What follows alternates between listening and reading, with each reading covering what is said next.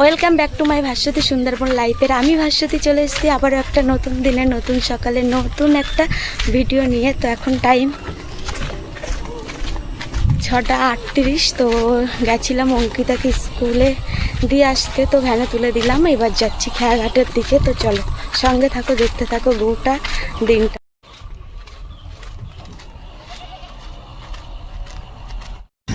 অঙ্কিতাকে স্কুলে দিয়ে আসলাম, দিয়ে এসেই আমি বেরিয়ে পড়েছি। তো এখন টাইম হয়ে যাচ্ছে 7:10-15 হবে হয়তো। তো এরকম সাইকেল নিয়ে বেরিয়ে পড়েছি।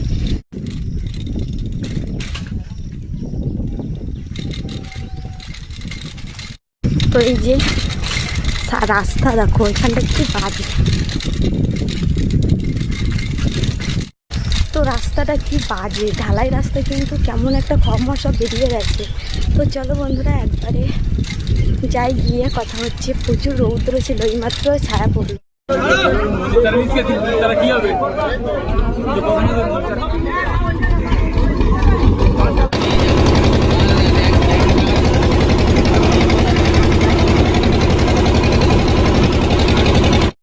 ফাইনালি চলে আসলাম ছোট মোল্লাকালী। তো দেখেই বুঝতে পারছো এসছি, চাল তুলতে এসছি। তো 6 মাস চাল তুলি না, জানি না চাল দেবে কি না। তো যদি দেয় অবশ্যই শেয়ার করব। আর এই যে দেখো, মানে ভেবেছিলাম একবার সাইকেলে আসবো আর একবার ভ্যানে আসবো। তো মানে এরকম 9:30 বেজে গেছিলো, তার জন্য ওপারেও সাইকেল নিয়ে গেলাম। না হলে আমি তো আবার ফিরবো যদি লোক না হয়, তার জন্য। তো চাল তুলতে গিয়েছিলাম, দুঃখের বিষয় হলো 6 মাস কভার হয়ে গেছে চাল তুলি না। তো মা অসুস্থ ছিল, তার জন্য আর আসাই হয়নি। তো কার্ড বন্ধ হয়ে গেছে, এখন বিডিও অফিসে যেতে হবে, গিয়ে সবার আধার কার্ড জমা দিয়ে আবার নতুন করে চালু করতে হবে। তো এই যে বাড়ির দিকে রওনা দিচ্ছি। তো আমাদের বাড়ি আমি আর গেলাম না। তো পরের বার যখন আসবো, মানে কার্ড চালু করে যখন আসবো, তখন অবশ্যই আমার মানে বাবার বাড়ি, সেটা তোমাদের দেখাবো। আর ওটা তোমার মামার বাড়ি। তো জ্যাঠাদের বাড়িতে গিয়েছিলাম, সেগুলো ক্যামেরা বন্দি হয়নি। তো জ্যাঠাদের বাড়িতে আটকিয়েছিল যে এখন যেতে হবে না, বিকালে যাস। তো আমি থাকলাম না, আমি যদি থেকে যাই তাহলে অঙ্কিতারাও টিউশন কামাই হয়ে যাবে। তো আমাদের বাড়ি থেকে কতটা দূর জানো, সাইকেল চালিয়ে এসেছি। তো একটা খেয়া পার হতে হয়, তারপরে 30 টাকা ভ্যান ভাড়া। আর আমাদের ওপারে তো এরকম অনেকটা পথ। তো সাইকেলে না আসলে ভ্যান পাওয়া যায় না ঠিকঠাক, সেই জন্যই সাইকেলে চলে আসলাম। আর ভাই আজকে আবার যাচ্ছে কলকাতায়, না হলে ভাইয়ের আমি বাইকে চলে আসতাম। তো চলো, সাইকেল চালাতে চালাতে থেমে গেলাম। তো সুন্দর একটা জিনিস চোখে পড়লো, তো ভাবলাম আমি তো দেখলাম, তোমাদের সঙ্গে একটু শেয়ার করি। এর আগে যখন যাই ভ্যানে যাই, তো চলতি ভ্যানে দেখি। তো এবার মানে থেমে আমিও দেখি, তোমাদের সঙ্গে শেয়ার করি, চলো। তো বন্ধুরা দেখতে পাচ্ছ, এটা একটা পুকুরের ভিতরে পদ্ম গাছ আর পদ্ম ফুলও ফুটেছে। এই যে এইগুলো দেখতে পাচ্ছ, পদ্ম ফুল ফুটেছে। আর এই যে দেখো পদ্মের কুঁড়ি।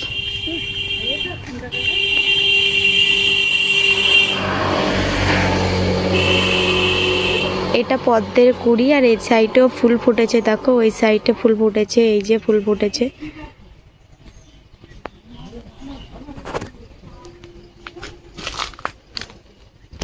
বন্ধুরা দেখো, এই পুকুরটাই পুরো পদ্ম গাছ আর পদ্ম ফুলও ফুটেছে, এদিকে কুড়িও ফুটেছে। তো কি সুন্দর লাগছে।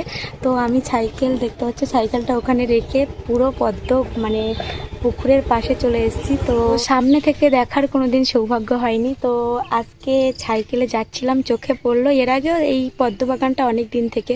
তো আমি যখন আগে মানে বাড়ি যেতাম, মোল্লাকালী বাড়ি, তখন ভ্যান থেকে দেখতাম। আজকে দেখো একদম সামনে থেকে দেখছি, আর খুব সুন্দর লাগছে। আর আমি তো সুন্দর জিনিস উপভোগ করলাম, সঙ্গে তোমাদেরও শেয়ার করলাম। তো তোমাদের কেমন লাগছে অবশ্যই কমেন্টে জানাবে। তো দেখো সাইকেলটা ওইখানটাই রেখে পুরো বাড়ির ভিতরে ঢুকে গেছি। তো চলো এবার বাড়ির দিকে যাওয়া যাক। আর আজকে ওয়েদারটা মানে এখন মেঘলা মেঘলা করেছে, কিন্তু যখন আমি বেরিয়েছিলাম তখন প্রচুর রৌদ্র ছিল। তো চলো, ফুলগুলো ফুটেছে তো কি সুন্দর লাগছে। তো সামনে ক্যামেরায় কতটা কি দেখা যাচ্ছে জানি না, কিন্তু সামনে থেকে না খুব খুব সুন্দর লাগছে। তো বলে বোঝাতে পারছি না তোমাদের, সাদা সাদা লাগছে না, আর কিন্তু অরিজিনাল পিঙ্ক পিঙ্ক কালার।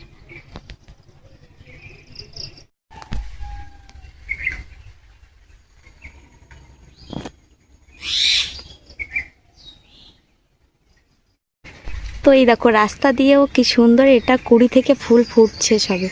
আর এই দেখো, তো বন্ধুরা দেখতেই পেলে কি সুন্দর দৃশ্য।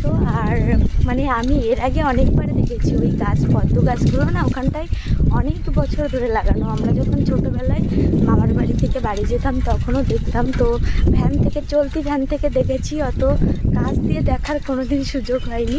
তো এই সাইকেল নিয়ে গেলাম, তো হঠাৎ করে আমার চোখে পড়লো। তো তখনও রৌদ্র ছিল বেশ, আর এখন তো দেখো একদম বেশ ঠান্ডা ওয়েদার, তো বৃষ্টি হবে মনে হয়, আকাশে মেঘ জমেছে বেশ। তো সাইকেলটা থামিয়ে ওই যে একটা মাসিমা ছিল, বললাম যে আমি একটু ছবি তুলবো। তো বললো ঠিক আছে তুমি ছবি তোলো। তো তারপরে ওখানটায় গেলাম, গিয়ে ছবি তুললাম আর ভিডিও করলাম। তো বন্ধুরা আমাদের জাতীয় ফুল আমি এত কাছ দিয়ে দেখবো, তো মনে হচ্ছিল যে একটু যাই নিচে। তো আমার সঙ্গে যদি কেউ থাকতো না, তাহলে আমি নেমে পদ্ম ফুলটার গায়ে একটু হাত দিতাম বা কুড়িতে হাত দিতাম। তো একা ভয় লাগছিল, পদ্ম বাগান মানে পদ্ম গাছে নাকি জলে নাকি সাপ থাকে, তার জন্য সাহসে কুলাইনি আর নিচে নামলাম না। তো খুব ভালো লেগেছে। তো এত সুন্দর একটা দৃশ্য তো তোমাদের সঙ্গে শেয়ার করেছি। তো একটু খারাপ লাগছিল, তো চাল তো দিইনি, তার জন্য মনটা প্রচুর খারাপ লাগছিল। তো এই দৃশ্য এত সুন্দর একটা ফুল দেখে আমার মনটা না ভরে গেছে।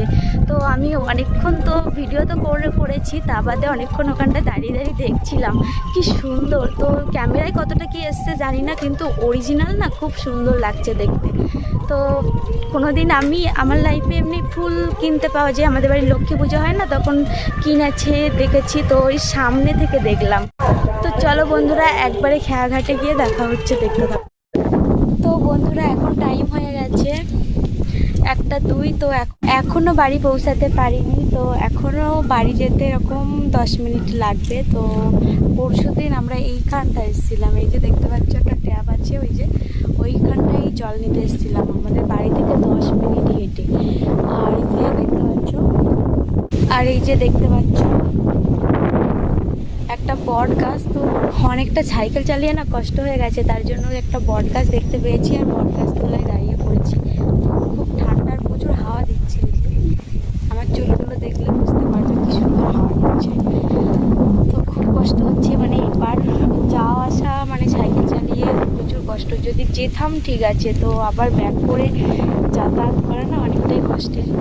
তো এসে গেছি, একটু জল, এখানে ট্যাপে জল পড়ছে এখন, আর আমাদের ওদিকে জল নেই। তো জল নিলাম, চোখ মুখ ধুলাম, তো একটু জল খেলাম, আবার সাইকেল চালানো স্টার্ট করবো। তো চলো একবারে বাড়ি গিয়ে, মানে রান্নাও করিনি, তো বাড়ি গিয়ে আলু সিদ্ধ ভাত বসিয়ে দেবো, দিয়ে একটু বসবো ফ্যানের তলায়, তারপরে স্নান করে আসবো। স্নান করে এসে খেয়ে দিয়ে অঙ্কিতাকে আবার পড়তে দিয়ে আসবো, ওর পড়া মিস করলে হবে না, পরীক্ষা ওর সোমবার থেকে।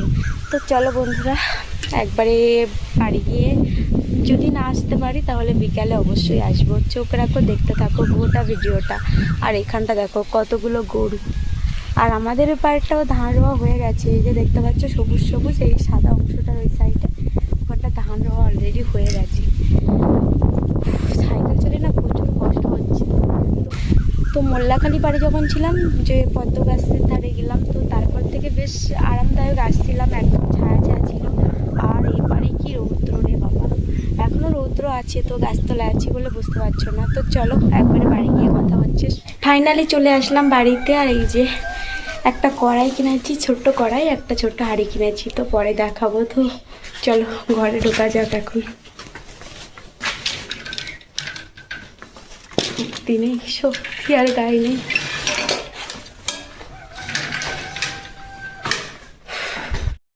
বাড়ি এসে আগে ভাতটা বসিয়ে দিলাম, আলু সেদ্ধ। আর এই যে জেঠিদের বাড়ির থেকে দেখো দুধ দিয়েছে, আর এই ছোট্ট একটা কড়াই কিনলাম। তো আর এই যে ছোট্ট একটা হাঁড়ি কিনলাম। তো এই হাঁড়ি কড়াটা কেমন লেগেছে তোমাদের জানিও। পুকুর থেকে জাপানি পুঁটি মাছ ধরেছিল, তো সেটা ভেজে রেখেছিলাম। তো এই যে 3 পিস আছে, আর এখানে দেখো 1 পিস আমি পেঁয়াজ লঙ্কা দিয়ে ভেজেছি। আর এদিকে দেখো আলু।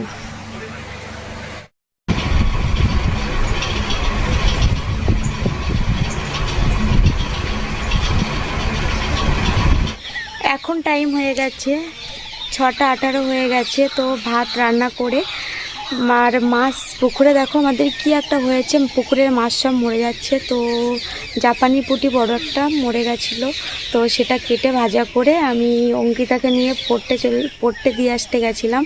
তো ওকে পড়তে দিয়ে এসে বাড়ি আসলাম, এসে তারপরে মাছ মানে পেঁয়াজ আর লঙ্কা দিয়ে ভেজে তারপরে লঙ্কা ভাজলাম, আলু মাখা করলাম, খেয়ে দিয়ে ঘুমিয়ে পড়েছিলাম। তারপরে অঙ্কিতার বাবা এসেছিলো, অঙ্কিতার বাবা অঙ্কিতার বাবা 5টার সময় অঙ্কিতাকে নিয়ে এসছে। আর আমি কলে গেছিলাম ঘর বারান্দা ঝাড় দিয়ে, এই ছাদে বসে বসে এডিটিং করলাম। এডিটিং কমপ্লিট হয়ে গেছে, আর এখন যাব নিচে, আবার বাচ্চাদের পড়াতে হবে সন্ধ্যা। এইখানে ভিডিওটি এন্ড করছি। তো তোমাদের কেমন লাগলো আজকে এই ভিডিওটি? ভালো লাগলে লাইক কমেন্ট সাবস্ক্রাইব করে পাশে থেকো। তো সবাইকে টাটা।